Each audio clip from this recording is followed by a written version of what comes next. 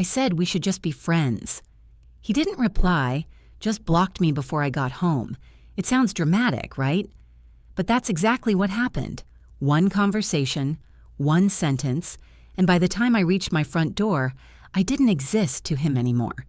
If you've ever said something you thought was soft, only to watch someone walk away like you'd shouted, "Get out of my life," hit the like button and drop a comment. I've been there, and this one's for us. It started with good intentions. They always do. He and I weren't dating, but we were definitely more than friends. That murky in-between space, calls every night, random texts during the day, shared playlists, inside jokes, and weekends that started with "wanna come over" and ended with sleepovers, no labels, no questions. It felt light. It felt easy. It felt like something I didn't fully understand yet. And maybe that was the problem, because I was fresh out of something messy. I'd barely stitched my heart back together when he came into my life.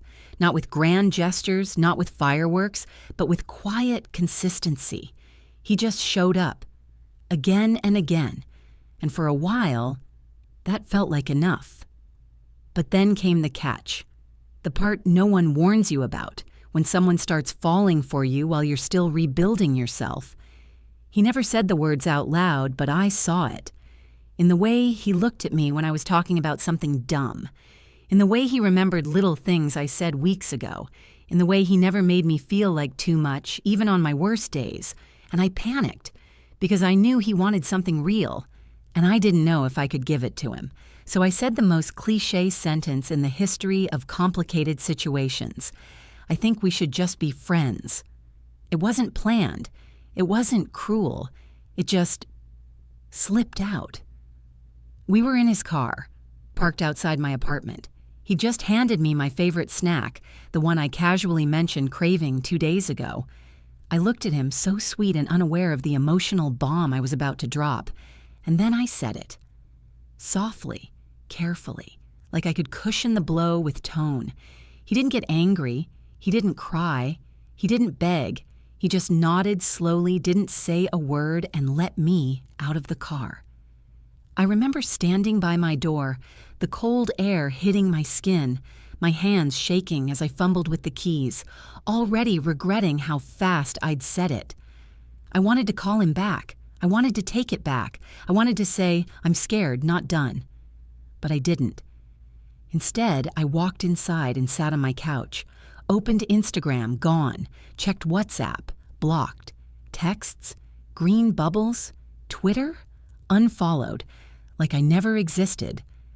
The shock hit first, then the panic, then this weird ache in my chest that felt like grief and guilt had decided to hold hands and dance around my ribcage. I hadn't expected it to be so final. I thought maybe we'd drift, maybe check in occasionally, maybe stay close in a not together but not gone way. But he didn't leave space for that. He erased me cleanly, like I was a chapter he refused to reread, and that hurt more than I thought it would. I spent the next few days convincing myself I did the right thing. He deserves someone who's sure. You can't force feelings. You're just not ready. But here's the thing.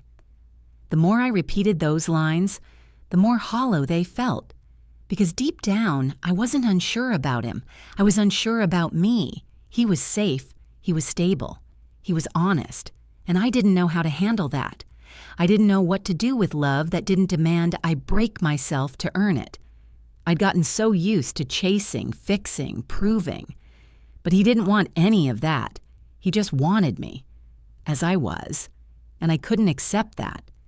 So I pushed him away under the disguise of friendship. It's wild how silence can say more than words. How being blocked can feel louder than being screamed at. He didn't curse me out, didn't send a paragraph, didn't even ask why. He just left.